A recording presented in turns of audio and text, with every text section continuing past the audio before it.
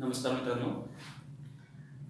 मागच्या लेक्चरमध्ये आपण इफेक्ट ऑफ सॉल्व्हंट बघितला होता.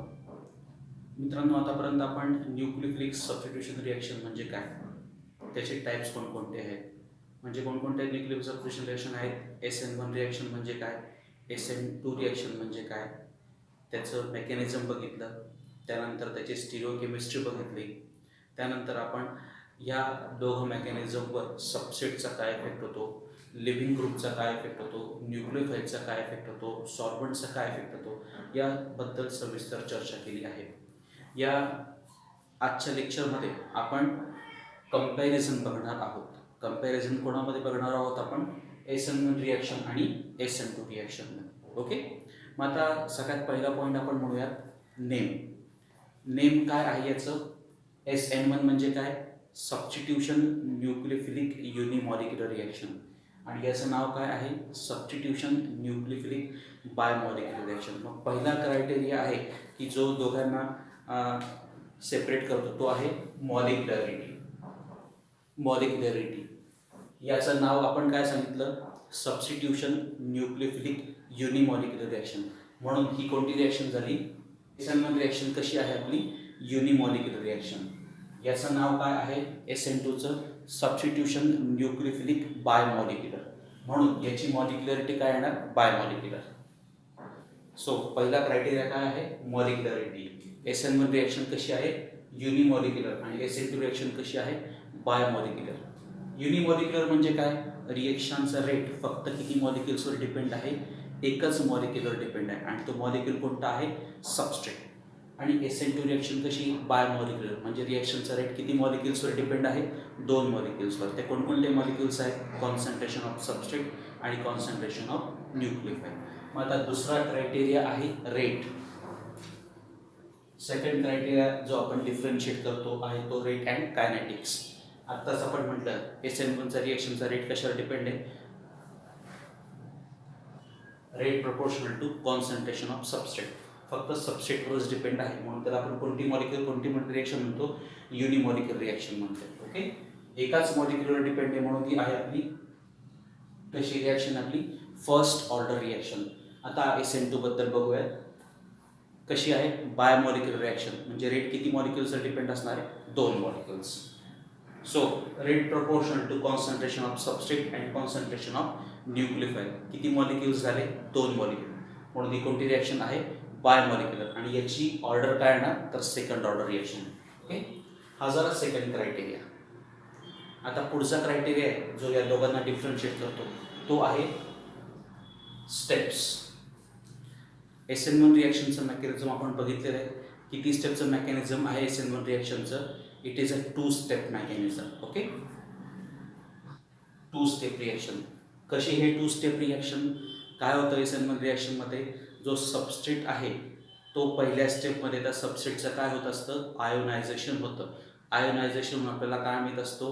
कार्बोकटायन मिळतो इंटरमिजिएट आणि अनायन मिळतो. ही जी पहिली स्टेप आहे, पहिली स्टेप कशी आहे? Slow rate डिटरमायनिंग step. आणि सेकंड स्टेपमध्ये त्या इंटरमिजिएट कार्बोकटायनवर मग न्यूक्लियोफाईलचा अटॅक होत असतो. या स्लो रेट डिटरमायनिंग स्टेपमध्ये फक्त सबस्ट्रेट आणि सबस्ट्रेटच इन्व्हॉल्व्ह आहे, म्हणून रेट कशावर डिपेंड आहे? सबस्ट्रेट. म्हणून ती कोणती रिॲक्शन झाली? युनिमॉलिक्युलर रिॲक्शन. ओके. मग SN1 रिॲक्शन किती स्टेपची रिॲक्शन आहे? 2 स्टेपची. आता बघूया SN2 रिॲक्शन. SN2 रिॲक्शन किती स्टेपची रिॲक्शन आहे? एका स्टेपची रिॲक्शन. काय होतं या रिॲक्शनमध्ये मित्रांनो? जो न्यूक्लियोफाईल आहे तो न्यूक्लियोफाईल कोणत्या बाजूने अटॅक करत असतो? बॅक साईडने अटॅक करतो. बॅक साईडने तो कोणावर अटॅक करतो? कार्बनवर. ज्यावेळेस त्या कार्बन आणि न्यूक्लियोफाईलमधला बॉन्ड तयार होत असतो त्याच वेळेस कार्बन आणि लिव्हिंग ग्रुपमधला बॉन्ड पण काय होणार आहे? ब्रेक होणार आहे. ही जी स्टेप निर्माण होती ती स्टेप कोणती स्टेप आहे? Transition step. आणि ती डायरेक्ट कशात कन्वर्ट होत असते? प्रॉडक्टमध्ये. इथं ही कन्सर्टेड मेकॅनिझम आहे, म्हणून ती किती स्टेपची रिॲक्शन झाली? 1 स्टेपची रिॲक्शन झाली. ठीक आहे. पुढचा क्रायटेरिया आहे स्टिरिओकेमिस्ट्री ऑफ प्रॉडक्ट. बघा मित्रांनो, आपण आत्ताच म्हटलं SN2 रिॲक्शन किती, SN1 रिॲक्शन किती स्टेपची रिॲक्शन आहे? 2 स्टेपची रिॲक्शन. पहिल्या स्टेपमध्ये काय तयार होत असतो? कार्बोकटायन तयार होत असतो. तो कार्बोकटायन हा स्टेबल झाला. तो स्टेबल कशाने होत असतो? Inductive effect, electron donating inductive effect as well as hyperconjugation effect. या दोन इफेक्टमुळे तो कार्बोकटायन स्टेबल होतो आणि कार्बोकटायन स्टेबल झाल्यामुळे न्यूक्लियोफाईलला फ्रंट साईडने as well as back side दोघं बाजूने अटॅक करायला इक्वल चान्स मिळतो. म्हणून आपल्याला प्रोडक्ट दोन प्रकारचे प्रोडक्ट मिळतो. पहिला जो प्रोडक्ट आहे तो आहे रिटेन्शन ऑफ कॉन्फिगरेशन, म्हणजे स्टार्टिंग कंपाऊंड आणि प्रोडक्ट या दोघांचं कॉन्फिगरेशन कसं असणार आहे तर सारखं असणार आहे. आणि दुसरा प्रोडक्ट कसा मिळत असतो इन्व्हर्जन ऑफ कॉन्फिगरेशन, म्हणजे स्टार्टिंग कंपाऊंड आणि जो प्रोडक्ट आहे त्याचं कॉन्फिगरेशन कसं असणार आहे रिव्हर्स असणार आहे. मग हे जे रिटेन्शन आणि इन्व्हर्जन या दोघांचं जे मिश्रण आहे त्या मिश्रणाला आपण काय म्हणत असतो रॅसेमिक मिक्सचर. म्हणून या SN1 रिॲक्शनची स्टेरिओकेमिस्ट्री कशी आहे, प्रॉडक्टची स्टेरिओकेमिस्ट्री कसं आहे, racemic mixture is obtain. Racemic mixture is obtain म्हणजे प्रॉडक्टचे स्टेरिओकेमिस्ट्री कसं असणार आहे रॅसेमायझेशन. आता स्टेरिओकेमिस्ट्री बघायची आपल्याला कोणाची SN2 रिॲक्शनची. आत्ताच डिस्कशन केल्यामुळे आपला जो न्यूक्लियोफाईल आहे तो कोणत्या बाजूने अटॅक करत असतो सबस्ट्रेटच्या लिव्हिंग ग्रुपच्या अपोजिट साईडने. फ्रंट साईडने अटॅक का करू शकत नाही, कारण की जो लिव्हिंग ग्रुप आहे तो कसा आहे बल्की ग्रुप आहे, तो फ्रंट साईडने तर अटॅक करू देत नाही. म्हणून तो कुठून अटॅक करतो बॅक साईडने अटॅक करतो. बॅक साईडने अटॅक करतो म्हणून जो प्रॉडक्ट मिळतो त्याचं कॉन्फिगरेशन स्टार्टिंग कंपाऊंडच्या कॉन्फिगरेशनपेक्षा कसं असणार आहे रिव्हर्स असणार आहे. स्टार्टिंग कंपाऊंड समजा डेक्स्ट्रो रोटेटरी असेल तर प्रॉडक्ट कसा असणार आहे लिव्हो रोटेटरी. म्हणून SN2 रिॲक्शनची स्टेरिओकेमिस्ट्री कशी आहे इन्व्हर्जन ऑफ कॉन्फिगरेशन. ठीक आहे, हे 4 फॅक्टर्स झाले. पुढचे फॅक्टर्स आपण आता बघूयात. पुढचा क्रायटेरिया आपल्याला बघायचा आहे SN1 आणि SN2 रिॲक्शनच्या संदर्भात इफेक्ट ऑफ सबस्ट्रेट. मित्रांनो SN1 रिॲक्शनमध्ये इंटरमिजिएट कार्बोकटायन मिळतो आणि तो कार्बोकटायन कसा पाहिजे आपल्याला स्टेबल पाहिजे. बघा मित्रांनो हा आपला मिथिल कार्बोकटायन आहे आणि हा आपला टर्शरी कार्बोकटायन आहे. ठीक आहे, आता या दोघांमध्ये कंपॅरिझन केलं तर कुठला कार्बोकटायन स्टेबल आहे तर हा कार्बोकटायन जास्त स्टेबल आहे. कशामुळे स्टेबल आहे तर इलेक्ट्रॉन डोनेटिंग इंडक्टिव्ह इफेक्ट कोणता होण्याचा 3 मिथिल ग्रुपचा, त्याचप्रमाणे 9 हायपर कॉन्ज्युगेटिव्ह स्ट्रक्चर त्याच्या मिळत असतं. या 2 इफेक्टमुळे हा कार्बोकटायन कसा होतोय स्टेबल होतोय. याच्या संदर्भात कोणताच इलेक्ट्रॉन डोनेटिंग ग्रुप नाही, त्यामुळे इंडक्टिव्ह इफेक्टने हा कार्बोकटायन स्टेबल होत नाही. त्याचप्रमाणे हायपर कॉन्ज्युगेशन इफेक्टने सुद्धा हा स्टेबल होत नाही. याची स्टेबिलिटी कमी, याची स्टेबिलिटी जास्त, याची स्टेबिलिटी जास्त म्हणून याची लाईफ जास्त, याची लाईफ जास्त म्हणून आपल्याला रॅसेमिक मिक्सचर मिळण्याचं प्रमाणसुद्धा कसं असणार आहे जास्त असणार आहे. म्हणून SN1 रिॲक्शनच्या संदर्भात आपल्याला जो सबस्ट्रेट मिळतो, जो सबस्ट्रेट हवा असतो तो आपल्याला कसा पाहिजे टर्शरी सबस्ट्रेट, कारण ही कार्बोकटायन आपल्याला इंटरमिडिएट कार्बोकटायन आपल्याला काय करायचं आहे स्टेबल करायचं आहे. म्हणून SN1 रिॲक्शन संदर्भात सबस्ट्रेट कसा असणार आहे काय म्हटलं आपण मग tertiary substrate favours SN1 reaction. Tertiary substrate असेल तर आपल्याला कोणतं रिॲक्शन मिळणार, कुठलं मेकॅनिझम फॉलो करणार आपण SN1. आता SN2च्या संदर्भात बघूया. हे 2 सबस्ट्रेट दिसत आहेत. परत टर्शरी ब्युटिल ब्रोमाइड पहिला सबस्ट्रेट आहे आणि हा मिथिल ब्रोमाइड दुसरा सबस्ट्रेट आहे. याच्यावर आपल्याला न्यूक्लियोफिलिक सबस्टिट्यूशन रिॲक्शन करायची SN2 पद्धतीने करायची. SN2 पद्धतीमध्ये न्यूक्लियोफाईल कोणत्या बाजूने अटॅक करत असतो फ्रंट साईडने अटॅक करणार का नाही, का नाही करणार, बल्की ब्रोमिन ग्रुप त्याला काय निर्माण करतील स्टेरिक हिंड्रन्स निर्माण करतील. म्हणून तो फ्रंट साईडने अटॅक न करता कोणत्या बाजूने अटॅक करणार आहे बॅक साईडने. पण बॅक साईडने अटॅक करत असताना हे जे बल्की मिथिल ग्रुप आहे ते बल्की मिथिल ग्रुप न्यूक्लियोफाईलला कार्बनपर्यंत पोहोचू देणार का तर पोहोचू देणार नाही. त्यामुळे बॅक साईड अटॅक पण इम्पॉसिबल आहे. फ्रंट साईड अटॅक पण होत नाही आणि बॅक साईड अटॅक पण होत नाही. म्हणून SN2 रिॲक्शनसाठी टर्शरी सबस्ट्रेट फेवरेबल आहे का तर बिलकुल नाही. दुसऱ्या सबस्ट्रेटबद्दल विचार करू. न्यूक्लियोफाईल फ्रंट साईड अटॅक करू शकणार नाही. कशामुळे ब्रोमिन ग्रुपच्या अडथळा निर्माण केल्यामुळे. हे जे 3 हायड्रोजन्स आहेत त्याची साईज कशी आहे खूप लहान आहे. त्यामुळे हा जो न्यूक्लियोफाईल असणार आहे न्यूक्लियोफाईल बॅक साईडने इझिली त्या ठिकाणी त्या सेंट्रल कार्बनपर्यंत पोहोचू शकतो. त्याला कोणत्याही प्रकारचा स्टेरिक हिंड्रन्स निर्माण होत नाही. त्यामुळे SN2 रिॲक्शनचं मेकॅनिझमसाठी आपल्याला सबस्ट्रेट कसा लागत असणार म्हणजे प्रायमरी सबस्ट्रेट, कारण आपण आत्ताच डिस्कस केलं आहे. Primary substrate favours SN2 reaction. Okay, हे झालं सबस्ट्रेटच्या संदर्भात. अजून वेगवेगळे सबस्ट्रेट बघितले होते आपण.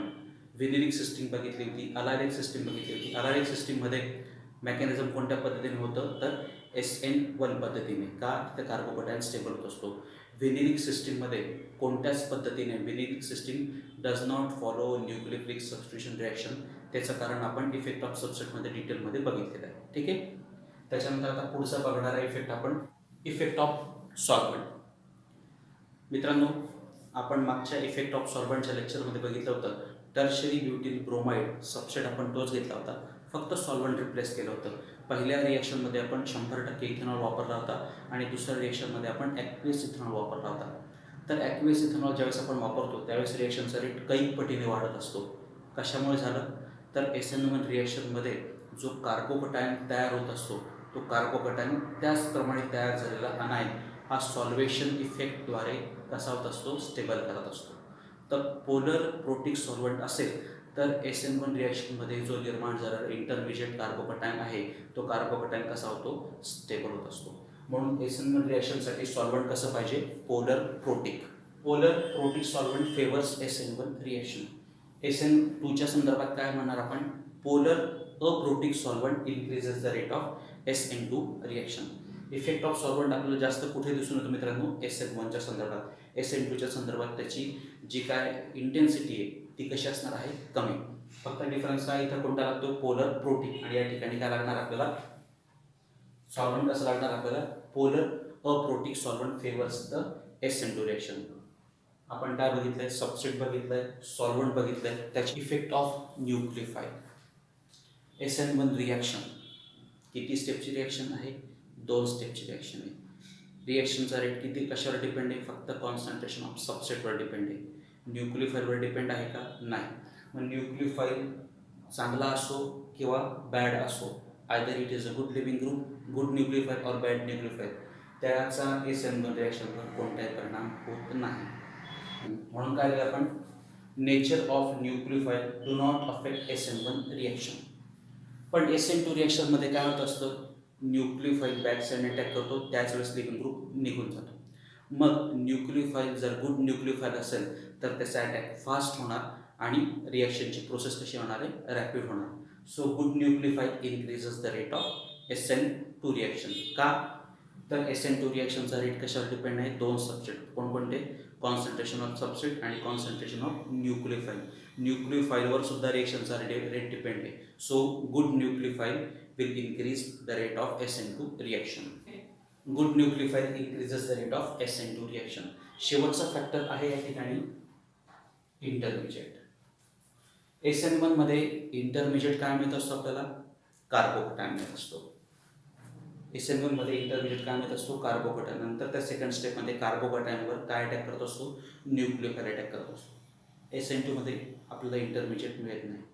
आपल्याला ट्रान्झिशन स्टेट मिळतं त्या ट्रान्झिशन स्टेटमध्ये न्यूक्लियोफाइलने अटॅक केला असतो त्याच वेळेस कार्बन आणि लिव्हिंग ग्रुपमधला बॉन्ड ब्रेक झाला असतो. म्हणून आपण काय घेणार इथं नो इंटरमिजिएट. तर मित्रांनो हे जे 8 पॉईंट्स आहेत हे 8 पॉईंट्स दाखवत आहेत SN1 आणि SN2 रिॲक्शनमधलं कंपॅरिझन. थँक्यू.